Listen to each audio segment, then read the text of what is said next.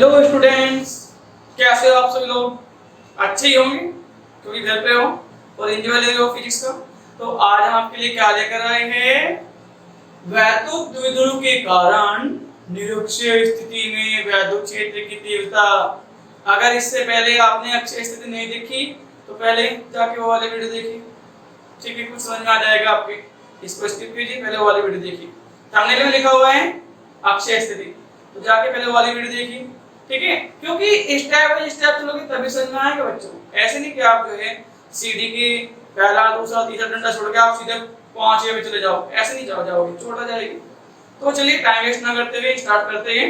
भाई देखो, हमने आपको बता दिया है कि वैद्युत द्विध्रुव क्या होता है, फिर हमने आपको ये भी बता दिया है कि वैद्युत द्विध्रुव क्या होता है, फिर हमने आपको ये भी बता दिया है कि वैद्युत क्षेत्र की जो तीव्रता है उसको निकालने का तरीका क्या है। अब हम आपको पढ़ा रहे हैं वैद्युत द्विध्रुव के कारण वैद्युत क्षेत्र की तीव्रता, ठीक है?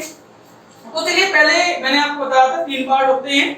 एक डायग्राम होता है, एक थोड़ी सी थ्योरी होती है और एक बहुत बड़ा सा मैथमेटिकल पार्ट होता है। तो चलो पहले डायग्राम बनाने की कोशिश करते हैं, ठीक है? भाई निरक्षीय स्थिति क्या होती है, पहले तो हमें ये समझना पड़ेगा कि है किस डायग्राम। भाई अक्षय क्या होता है? अक्षय तो मान लो ये मार्कर है, भाई इसकी अक्ष ये तो ऐसे आएगी या फिर ऐसे आएगी। अगर मैं एक लाइन ऐसे खींच दूं तो भाई ये कहलाएगी इसकी अक्ष, ये वाली लाइन, ठीक है? जैसे मान लो क्या है, मेरे पास कोई एक वैद्युत द्विध्रुव है, ठीक है? ये वाला मान लेते हैं, मान लो ये क्या है, ये एक वैद्युत द्विध्रुव है, ठीक है? थोड़ा सटीक सा डायग्राम बनाएंगे, सुंदर सुंदर। ऐसा राइटिंग मेरी ज्यादा अच्छी है बच्चों, इसलिए मैं साथ साथ बोलता हूँ। कभी आप एक कहो कि यार कितनी क्या है, समझने को जाता नहीं है और इतने के अंदर लिखता हूँ कि समझ में ही ना आए, ठीक है? बस हाँ ये है कि थोड़ी राइटिंग गंदी है, ठीक है? काश लड़की होती तो राइटिंग मास्टर होती। अरे यार राइटिंग पे हमने कभी ध्यान नहीं दिया, हमें नहीं पता था कि हमें एक टीचर बनना है। हम तो ये सोचते थे कि कहीं छोटी मोटी जो लग जाएगी राइटिंग का क्या करना। तो चलो वेस्ट ना करते हुए टाइम स्टार्ट करते हैं। भाई मान लीजिए कोई एक वैद्युत द्विध्रुव है, हमने आपको बताया हुआ है कि वैद्युत द्विध्रुव क्या होता है।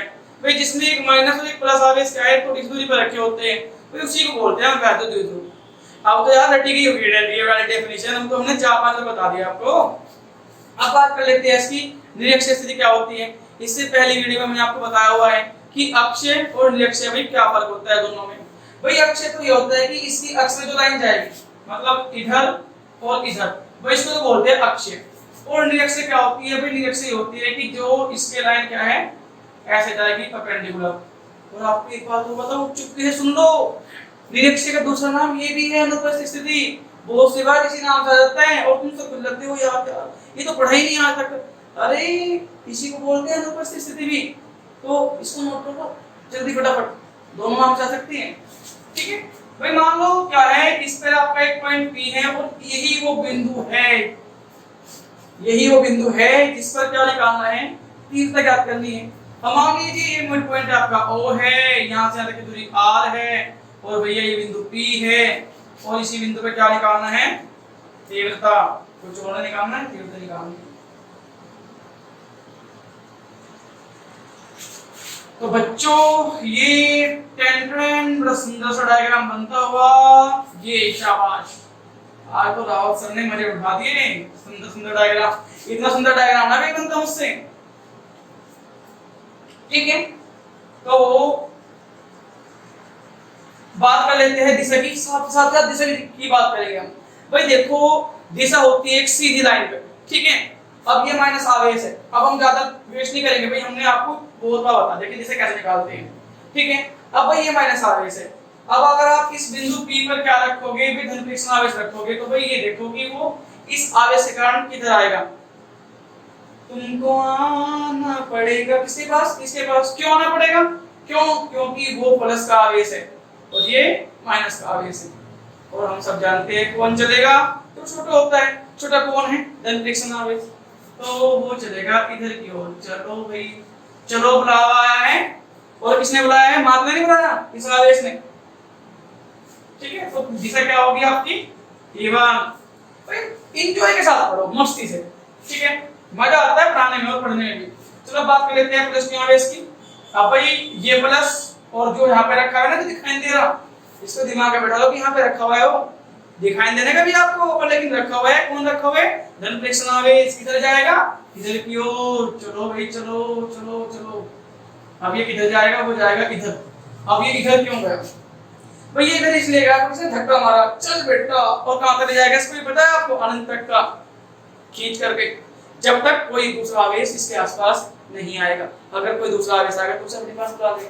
तो चलिए, मस्ती बहुत होगी, अब थोड़ी सी लैंग्वेज लेते हैं इसकी भाई, जितने से हमारा काम चल जाए, बस उतनी जितने से काम चल जाए। नंबर नहीं घटेगा एक भी, अगर आप इसी तरीके से करोगे नंबर नहीं घटेगा एक भी, और टीचर हो जाएगा इम्प्रेस। और अगर मैडम को भी चेक करियोगी लड़कों की तो और ज्यादा इम्प्रेस। तो चलो ज्यादा मस्ती ना करते हुए स्टार्ट करते हैं भाई अपनी थ्योरी लिखना। तो थ्योरी में सबसे पहले आपको क्या करना है कि माना एक वैद्युत द्विध्रुव, माना एक वैद्युत द्विध्रुव कैपिटल के परावैद्युतांक वाले माध्यम में चित्रानुसार रखा है। ठीक है, ये जो वर्ड है ना चित्रानुसार, ये बहुत बढ़िया वर्ड है भाई, और यहाँ पे इसकी ये भी लगा हुआ है। ठीक है, फिर आप लिखना है कि इस वैद्युत, साथ साथ लिख लो मेरे, इस वैद्युत द्विध्रुव के मध्य बिंदु O से निरक्षीय या अनुप्रस्थ, मैं दोनों लिख रहा हूं भाई, निरक्षीय या अनुप्रस्थ स्थिति में स्मॉल r दूरी पर एक बिंदु P है जिस पर वैद्युत क्षेत्र की तीव्रता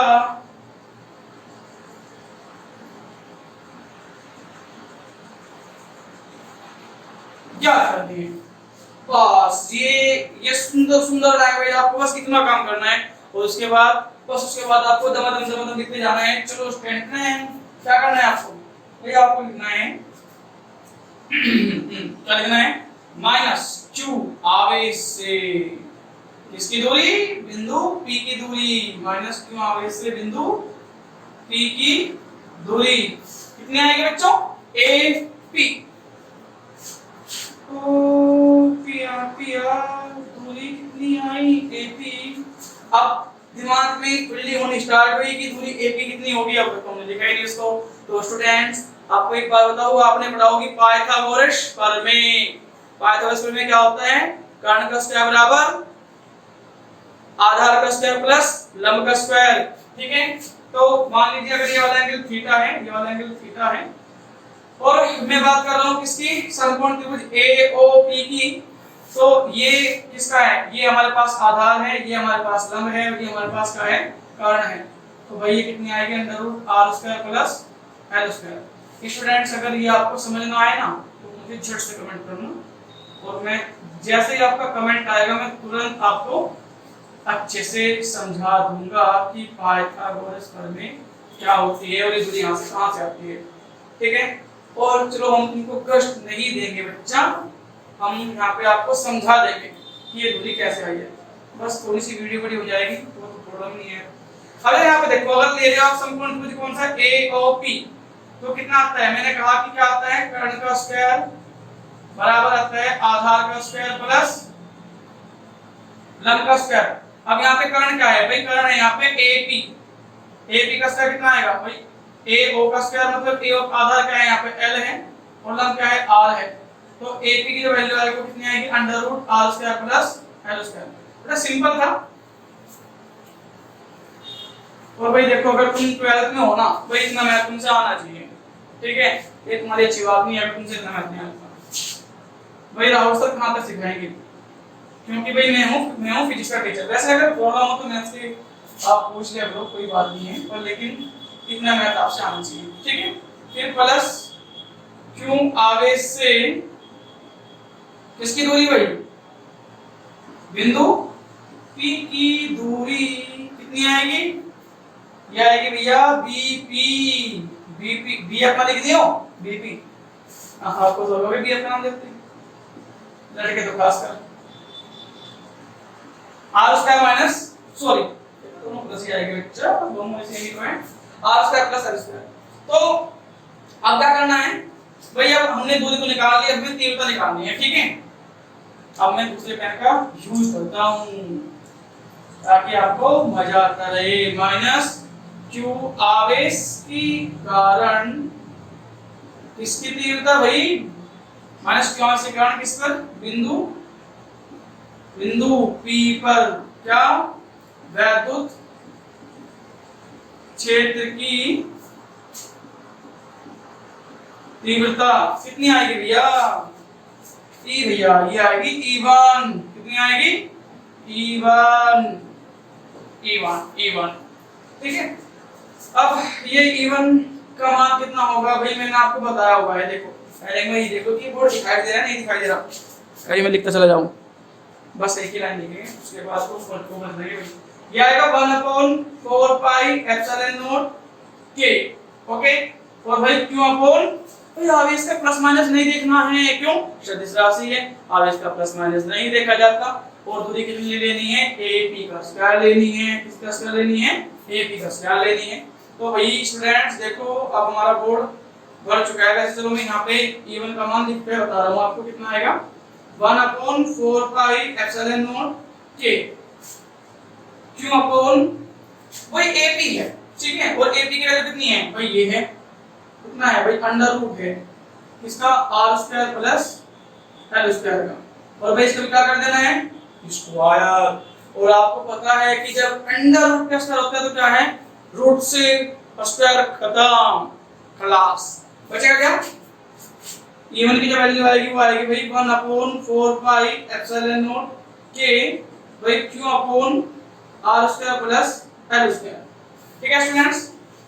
तो भाई अब मैं लैंग्वेज ब्रिटोनिया का कष्ट कर रहा हूं, आपने लिख ली होगी, अगर नहीं लिखी होगी वीडियो तो यही है यार, वीडियो की स्टार्टिंग में तो लैंग्वेज लिखो, काहे घबरा दो बच्चा, ठीक है भाई। इसी कारण क्या कर लेना है आपको, इसी कारण या इसी प्रकार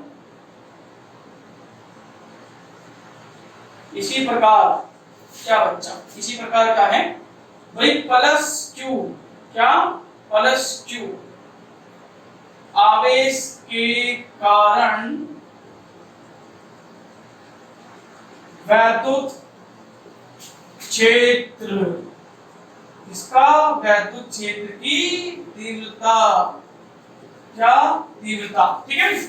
कितना आएगा E2 इक्वल्स टू, ये कितना आएगा चलो E2 इक्वल्स टू कितना आएगा भाई, आपको दो ही चीज पे ध्यान देना है, बस एक दूरी चाहिए एक आवेश चाहिए और हमारा काम बन के तैयार होगा।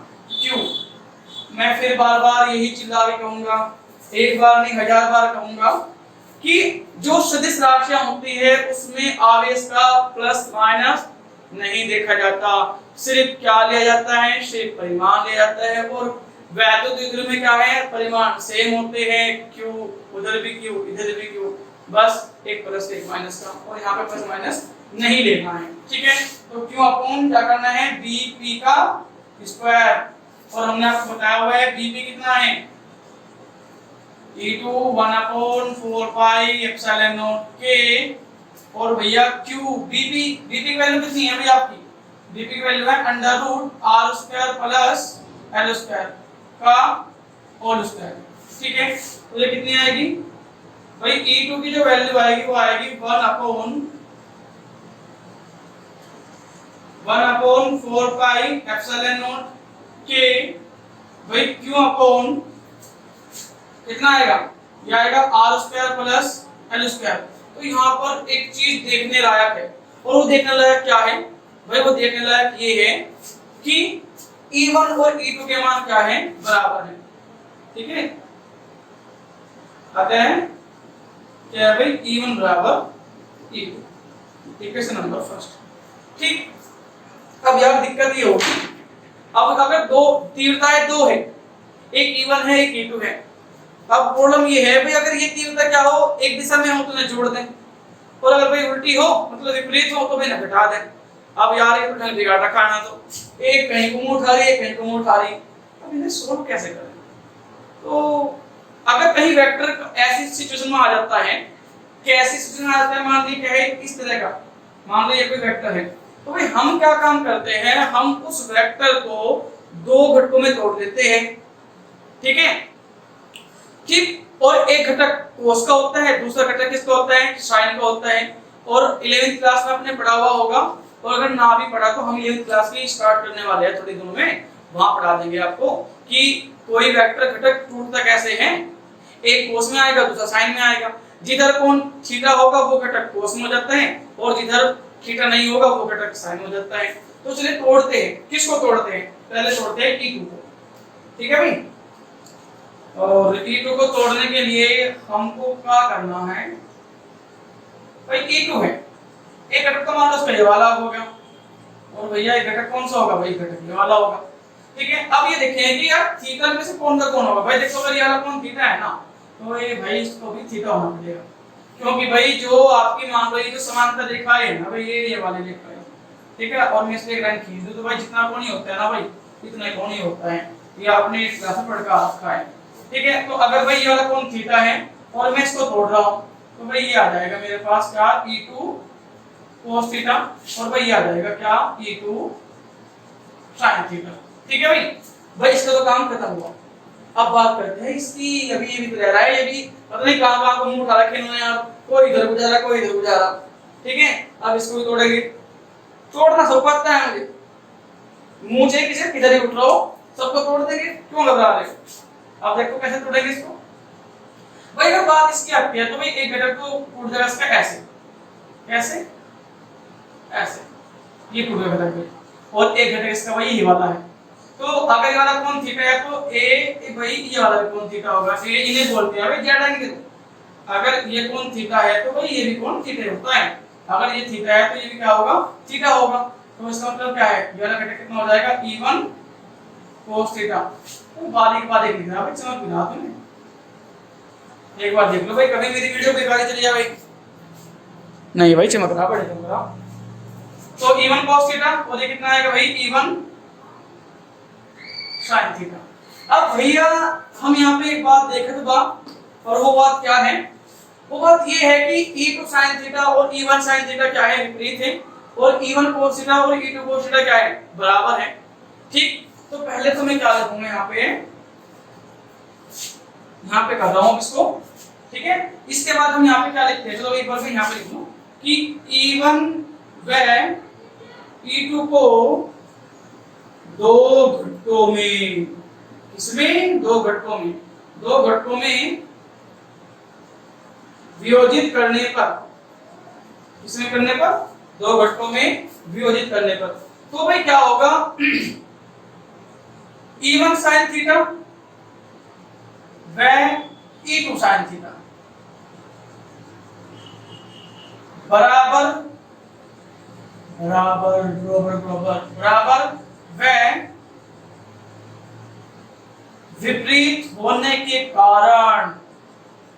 विपरीत होने के कारण परस्पर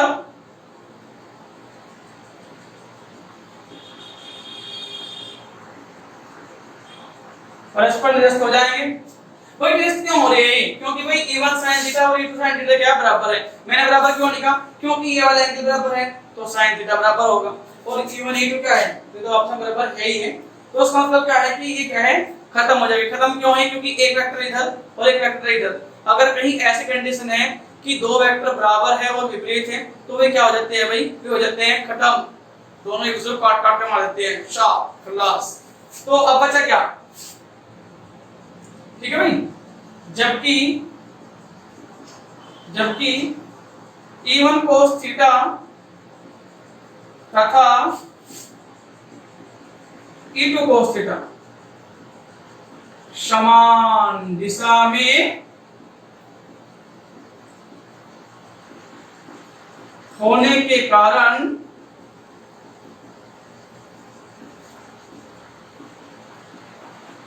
जुड़ जाएंगे। ठीक है भाई। और अगर ये जुड़ रहे हैं तो बस परिणामी तीव्रता इससे निकलेगी और क्या, परिणामी तीव्रता किससे निकलेगी, वही से निकलेगी। ठीक है। अतः बिंदु P पर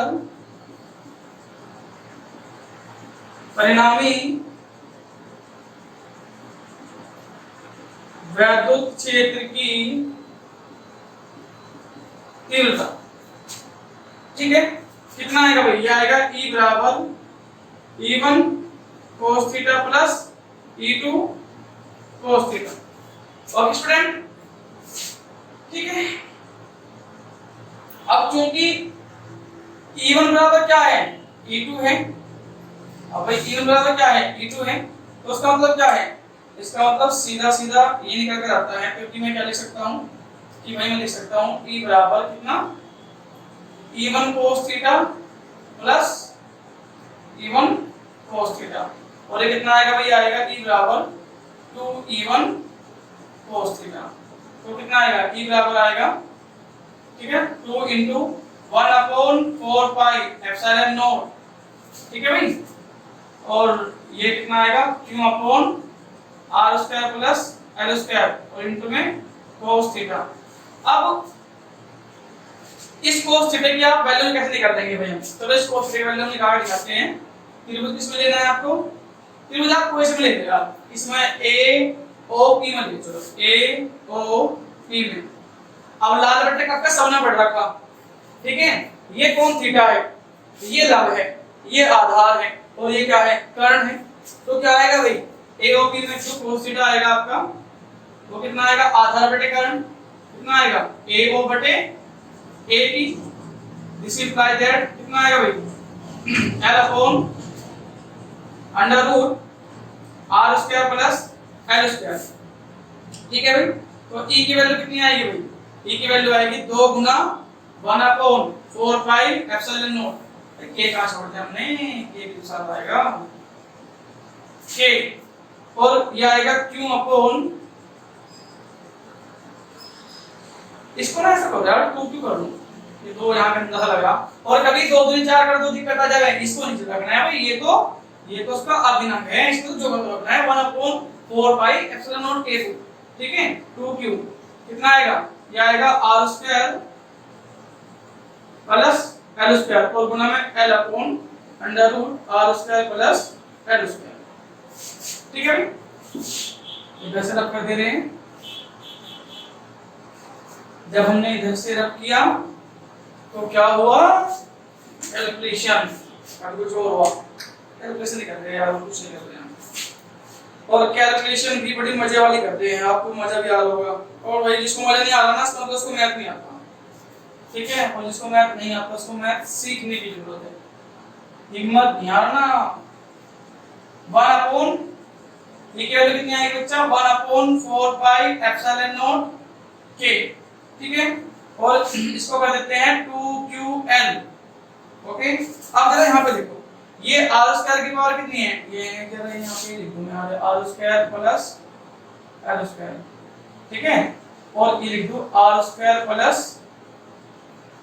बड़ा पता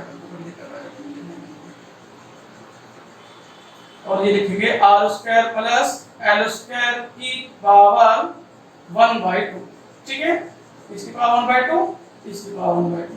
तो ये देखो, जो चीज अंडर रूट में होती है ना, इसका मतलब ये होता है कि उसकी पावर कितनी है, 1/2 है भाई, जो चीज अंडर रूट में होती है उसकी पावर कितनी मानी जाती है, 1/2, 1/2, ठीक है।